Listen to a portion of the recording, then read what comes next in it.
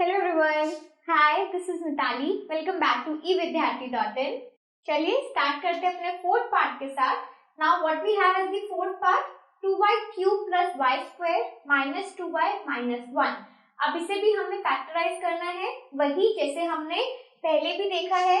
क्या करते हैं, हमेशा अपने लास्ट कांस्टेंट को पकड़ेंगे और उसके फैक्टर्स हम ढूंढेंगे and then hit and trial method से एक फैक्टर ढूंढेंगे इसका. ठीक है. सो फैक्टर्स ऑफ -1, हमारा लास्ट टर्म -1 है. इसके पॉसिबल फैक्टर्स क्या हो सकते हैं, +1 या -1. ठीक है.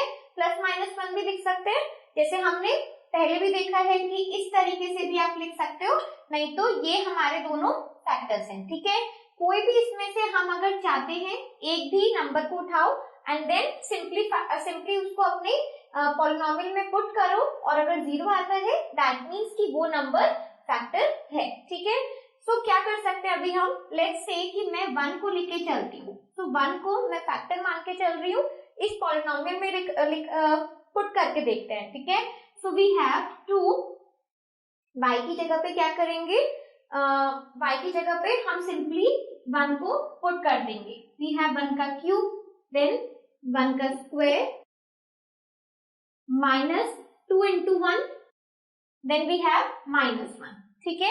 अब इसको सिंप्लीफाई करेंगे, it should be equal to 0. अगर ये 0 के इक्वल आ जाता है तो हम कह पाएंगे कि 1 जो है फैक्टर है हमारे y-1 की तरह, हम उसे फैक्टर दिखा पाएंगे अपने पूरे पॉलिनोमियल का. ठीक है.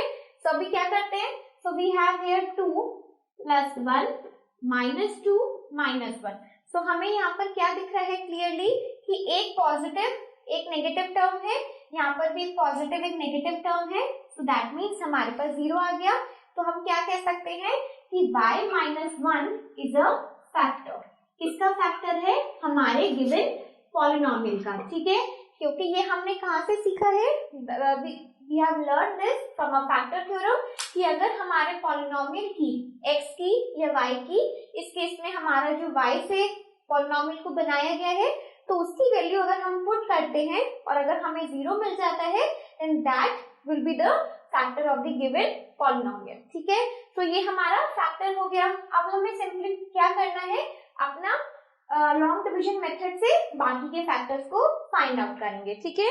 सो y-1 से क्या करते हैं, डिवाइड करके देखते हैं. वी हैव 2y का cube, then y square -2y -1. So ये हमारा जो है पूरा पॉलिनोमियल है एंड y-1 को हमने फैक्टर फिगर आउट किया है. ठीक है. अब क्या करेंगे, सबसे पहले 2y क्यूब में कैसे बना सकती हूँ, y को यूज करके. y को किससे मल्टीप्लाई करें कि 2y क्यूब आ जाएगा. फर्स्ट हमारे पास आएगा 2y का स्क्वायर. सो यहाँ पर अगर मैं 2y के स्क्वायर को y से मल्टीप्लाई करती हूँ, we will gate 2y cube. ठीक है. Then after that 2y square being multiplied by -1, we will get -2y का square. ठीक है. अब हम इसको अगर यहाँ पे सॉल्व करेंगे तो साइन इंटरचेंज हो जाएंगे, फर्स्ट टर्म हमारा कैंसिल आउट हो जाएगा और दोनों ही टर्म हमारे यहाँ पर पॉजिटिव बन चुके हैं. So 1 + 2 will be equals to 3y का स्क्वायर. ठीक है.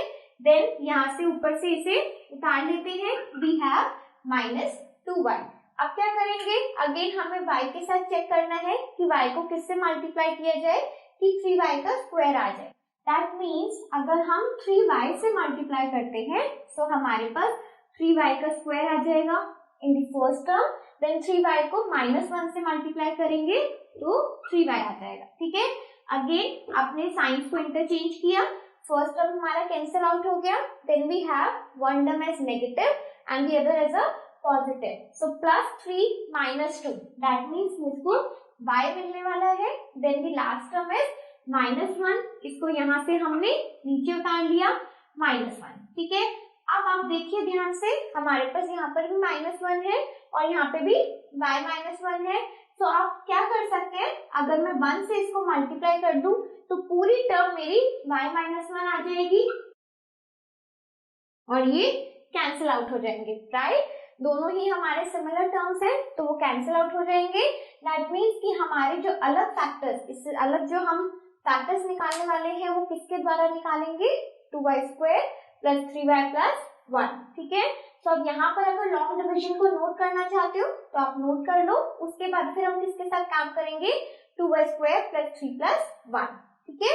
चलिए अब इसके बाद देखते हैं अपना next part. So we have 2y² + 3y + 1। अब इसको यूज करके हमें क्या करना है, अपने बाकी फैक्टर्स निकालने हैं। ये आपको सिंपली क्या दिख रहा है कि हम अगर मिडिल टर्म स्प्लिटिंग वाला मेथड यूज करते हैं, कैसे कर सकते हैं, वी नो 1 × 2 2 के ऐसे फैक्टर्स जिसे प्लस करके 3 आए, तो 2 1 = 2, दोनों को ऐड करके 2 + 1 3 आ जाएगा। तो क्या कर सकते हैं, 2y + y + 1y है ये, देन 2y को यहाँ पर हम कॉमन ले सकते हैं। What we get as the first term, we will get y, यहाँ पर 1 हो जाएगा, और उसके बाद यहाँ पर तो कुछ कॉमन लेने के लिए नहीं है, तो सिंपली इसको 1 बाहर लिख सकते हैं। The next term is y + 1, ठीक है। अब यहाँ पर क्या होगा, ये एक हमारा 2y + 1 फैक्टर बनता है और एक हमारे पास आ गया y + 1, ठीक है। आपको इससे थोड़ा सा आइडिया लगना चाहिए। क्वेश्चन की स्टार्टिंग में मैंने क्या किया था, -1 को लेके नहीं चली थी, 1 को लेके मैं चली थी, ठीक है। -1 को हमने छोड़ दिया था, चाहते तो हम -1 को भी लेके चल सकते थे। तो यहाँ पर क्या प्रूफ होता है कि -1 भी उसका एक फैक्टर है, क्योंकि देखो यहाँ पर y + 1 आया है, y + 1 को अगर मैं 0 के इक्वल इक्वेट करूंगी तो y की वैल्यू क्या आ जाएगी, -1, यानी कि -1 भी कहीं ना कहीं पे उसका फैक्टर है, ठीक है।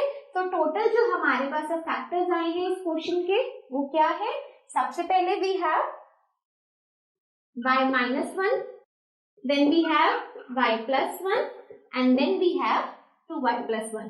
तो ये 3 हमारे फैक्टर्स आए हैं फॉर द गिवन पॉलिनोमियल, ठीक है। तो आई होप आपको इस टाइप के क्वेश्चंस अच्छे से समझ आए हो कि किस तरीके से स्टेप बाय स्टेप हमें हिट एंड ट्रायल मेथड से सबसे पहले एक फैक्टर लेना होता है, then by be using long division method किस तरीके से हम उसका पूरा क्वाड्रेटिक टर्म निकाल लेते हैं। After that middle the splitting term वाले मेथड से बाकी के फैक्टर्स आ जाते हैं, ठीक है। तो चलिए मूव करते हैं अपने नेक्स्ट क्वेश्चन की तरफ। Up till then keep learning, keep watching, bye.